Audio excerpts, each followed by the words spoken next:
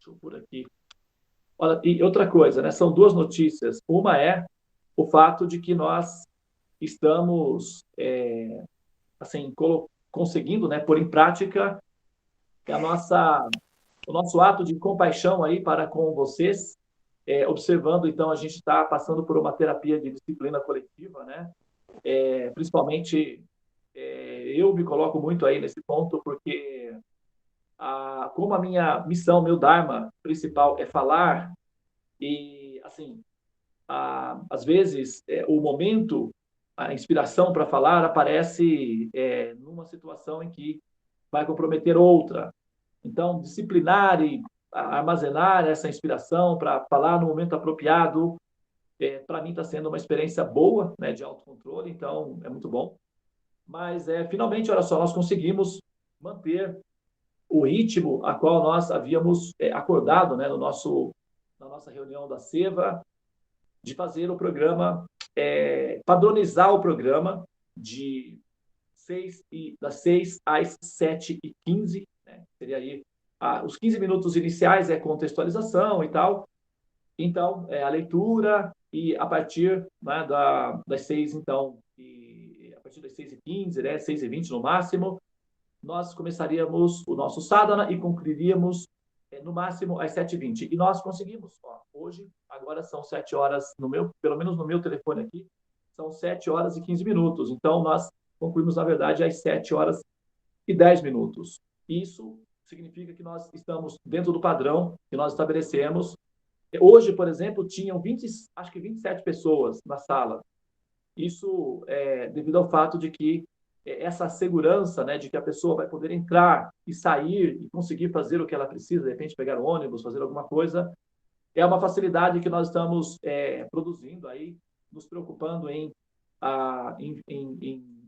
cristalizar dentro da nossa comunidade, né, da SEVA, da nossa sala dos mantras, para que a gente possa, eventualmente, depois que nós tivermos já amadurecidos nesse sadhana, nessa disciplina, nesse compasso, né, nessa rítmica, nós podemos, eventualmente, né, uma vez por semana, talvez, ou duas vezes a princípio uma vez por semana, fazer a nossa sala dos mantras no Instagram. Pode ser até que a gente faça de uma forma extra, alguma coisa assim, vamos ver qual será o formato, mas porque aí no Instagram nós vamos poder alcançar um público maior e eventualmente a gente vai conseguir chegar até algumas almas que são um pouco mais resolutas na sua determinação de romper com o ciclo da ilusão, e com isso elas terão mais chances, não é, de completar o curso na série humana e absorver-se plenamente na decisão definitiva de transcender os repetidos nascimentos e mortes, que é, na verdade, a missão do universo, partindo do princípio criativo da mente de Deus. E aí, pronto, né, o sentido da vida humana fica, então, definitivamente completado e o curso se dá assim dessa maneira. Mas a nossa missão é facilitar para que as outras almas consigam ter a oportunidade que nós temos. Nós temos, né, a oportunidade na mão. Certa vez, uma crítica que Jesus, né, costumava fazer às pessoas, eventualmente ele ficava bem furioso, não exatamente furioso, mas às vezes ele ficava furioso. Porque assim, é como uma mãe, né, quando lida com muitos filhos, e os filhos são letárgicos, dispostos de má vontade para entender a mensagem, então essa mãe, ou ela roda a baiana, ou ela se torna uma refém cativa de crianças tirânicas. Então, uma mãe sabe que se ela não se apresentar como mãe, eventualmente ela se torna uma escrava. E Jesus era uma mãe, então, de vez em quando, ele fazia questão de demonstrar que ele estava na função de mãe. Então, ele ficava bem, assim, aborrecido com certos comportamentos. E, em determinados momentos, ele comentava que vocês que estão na porta do céu são semelhantes a mortos-vivos. Por quê? Não entram, tampouco permitem que outros entrem. Então, vocês estão interrompendo a entrada, a passagem. Por favor, ou decidam-se definitivamente a entrar, ou então libere o espaço para que outros que querem possam entrar. Então, isso era a orientação que ele dava, não é? Essa orientação ela tem a ver com o fato de que aqueles que são conscientes do Supremo, aqueles que estão mais avançados, aqueles que já se purificaram, aqueles que estão concluindo, né, a tese final da vida, da evolução, que já entenderam que o propósito da vida humana não é ficar resolvendo apenas os problemas básicos, imediatos da vida, mas sim equacionar definitivamente o sentido, o propósito da vida humana, que é alcançar o Supremo, libertar-se por completo na transcendência, aqueles que já conseguem entender essa realidade, já visualizam essa realidade definitiva, que é a proposta da criação do universo. Então, esses são responsáveis pelos demais. Esses são aqueles que se tornam, ao menos na tese, amigos de Deus, né? Companheiros da missão do Supremo. Essa missão de resgatar as almas da ignorância, da letargia, da ilusão em que elas estão, acreditando serem os corpos e mantendo-se aprisionadas nesse campo de repetidos nascimentos e mortes, essa situação ela é transitória e a função do universo é justamente lembrar a entidade viva ou dar condições para que a entidade viva observe, devido à precariedade, à dissolução contínua, de que essa realidade não é permanente portanto, por não ser permanente, ela tem uma função específica, que é produzir um conhecimento impermanente. Então, aqueles que já entenderam essa função do princípio criador de Deus, eles se tornam coadjuvantes na missão do Senhor Supremo. O Senhor Supremo, a suprema personalidade de Deus, é o único ser que permanecerá eternamente no chamado mundo material, por incrível que pareça. Ele é o único ser que permanecerá eternamente dentro da simulação. Todas as outras almas sairão. Aquelas que já saíram, já saíram. Nós somos as que estamos no momento em que sairemos, inevitavelmente. E virão outras, depois de nós, que ocuparão as nossas posições atuais, viverão as mesmas epopeias que nós estamos vivendo no momento. Porém, o Senhor Supremo esteve aqui no passado, junto com aquelas que já saíram, está aqui nesse momento, junto conosco, as que estamos, e ainda estará aqui quando as outras chegarem. Portanto, ele é o único que permanece aqui, permanentemente e eternamente, acompanhando a alma e auxiliando na sua imensa jornada e a epopeia incrível que é a apoteose no despertar no reino de Deus, onde ela está destinada a viver eternamente a delícia de ser alma em estado de ananda, bem-aventurança. Então, quando nós sabemos dessa função do universo, nós estamos em harmonia com a mente criativa de Deus, né? O motivo pelo qual, né, o universo foi criado. E quando a pessoa, a alma, sabendo dessa missão de Deus, aceita voluntariamente no seu coração participar, ou seja, auxiliá-lo, isso é o equivalente de ter compaixão de Deus, ter amor a Deus, ter compaixão dele, e auxiliá-lo na sua função de resgatar as almas, devido à ansiedade do coração de Deus, pelo fato de ser mãe e ser a mãe de todas as entidades vivas, é o ser mais ansioso, é o ser mais ocupado. Nenhum ser é mais ocupado ou mais ansioso que as mães, porque elas estão o tempo todo pensando em seus filhos. E assim é a Suprema Personalidade de Deus também. O mantra de hoje, o Sri Upanishad, informa que, embora muitas unidades completas emanem do todo perfeito, ele permanece perfeito em si mesmo, né? E como a gente está retomando o Teorema dos Sonhos, eu acabei, né, assistindo alguns documentários de pessoas ateístas, né, ou ateus, falando sobre esse motivo, né, o que seria o motivo pelo qual Deus teria uma justificativa para criar o universo.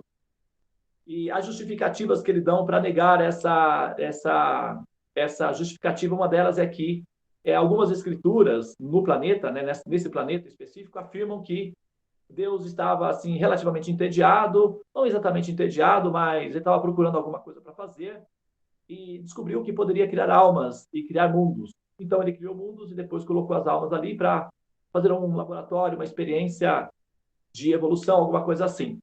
E essa explicação do sentido da criação do universo, ela dá, evidentemente, né, margem a que os ateus façam sobre essa afirmação um banquete de piadas e toda sorte de desgostos possíveis, que, na verdade, está fundamentado em razão. Né? No fundo, assim, não no fundo, mas evidentemente, os ateus estão cobertos de razão quando fazem a crítica ao motivo da criação de Deus. Só que eles fazem isso baseado, evidentemente, na explicação que eles ouvem de algumas escrituras.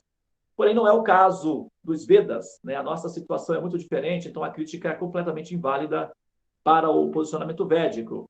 E esse é um dos exercícios que nós vamos fazer lá no programa do Teorema dos Sonhos. Mas o que eu queria dizer é que o motivo da criação do Supremo, que é justamente o despertar das almas, devido ao fato da sua condição inexorável de ser um ser em estado de bem-aventurança, de ananda e de amor, portanto, expandindo-se ilimitadamente, temos o fato de que, quando nós nos tornamos conscientes desse princípio amoroso, desse princípio consciente, inteligente de Deus, ao criar uma simulação, nós, então, podemos participar da sua missão e, com isso, nós nos tornamos muito queridas, imprescindíveis para Deus.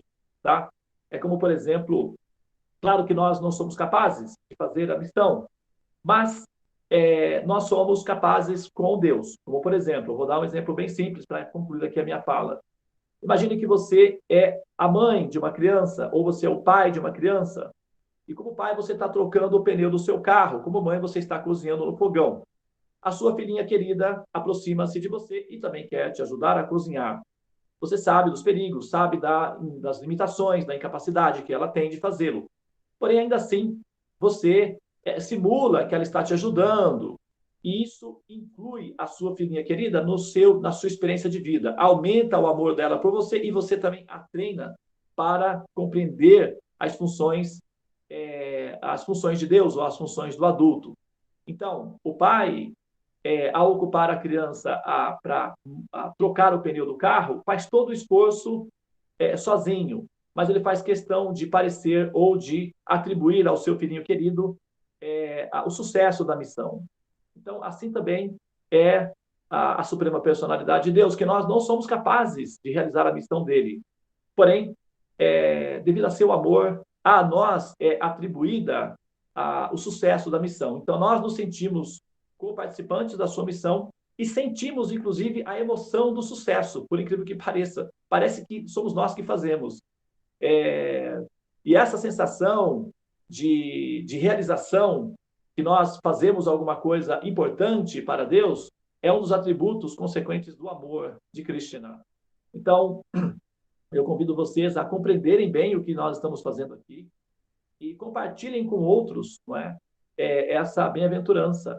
Não é necessário que você traga para a sala dos mantras, se você tem alguma restrição em relação a isso, ou sei lá, qualquer que seja a sua dificuldade, você pode fazer exatamente o que nós estamos fazendo aqui. Não precisa ser exatamente nesse horário da sala dos mantras, mas você pode ensinar um amigo, uma amiga a aprender a entoar o Mahamantra, junto com ela, dar as primeiras orientações acerca do mantra. Tudo que você aprende aqui, você pode ensinar.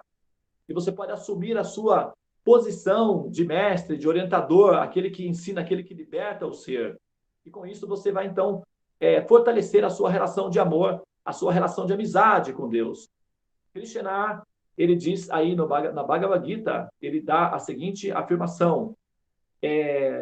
Teshan, não é? Como nós falamos aqui, Aham Savasa Bhavavo Matsavan Pravartate Itimat Navajantiman Buddha Bhava Samam Vitaha, que iluminando-se a Buddha Bhava, eles são iluminados, esses seres que sentem a sensação da iluminação, eles estão inclinados a compartilhar esses conhecimentos. E aqueles que, compreendendo o meu coração, me ajudam a espalhar esse evangelho, esse conhecimento, essa sabedoria suprema de amor ao Supremo, para as outras entidades vivas, ou seja, para os outros devotos, essa pessoa me é muito querida ao coração, eu não consigo reconhecer nenhuma outra que me seja mais querida, e ela sempre será senhora de meu coração. E para essa pessoa, o serviço devocional puro e a morada de Deus é um fato irrevogável. Então, se você quer sentir a sensação de ser um habitante do reino de Deus, um habitante dos céus, sentir a emoção de ser ligada à fonte, religar-se finalmente à fonte, absorva-se na missão do Supremo. Participe do projeto de emancipação e de despertar das almas, e você vai, então, acelerar o seu processo de emancipação. Essa é uma ciência que se aprende ensinando. E esse é um alimento que você alimenta-se alimentando o outro. Tá? O processo torna-se, então, coletivo. E com isso nós superamos o nosso egoísmo, o nosso ateísmo, o nosso comodismo, a nossa letargia, sacrificamos as nossas ignorâncias em função do bem-estar da humanidade. Isso é, em suma, compaixão. E isso significa humanizar-se. E humanizar-se é o conteúdo do curso da série humana. Muito bem. Então, eu vou ficar por aqui agora. Namastê. Hare Krishna, Krishna Krishna, Hare Hare. Hare Rama, Rama Rama, Hare Hare. Ó energia suprema, amor divina, desperta-me, eleva-me, envolve-me, protege-me. Hare Krishna.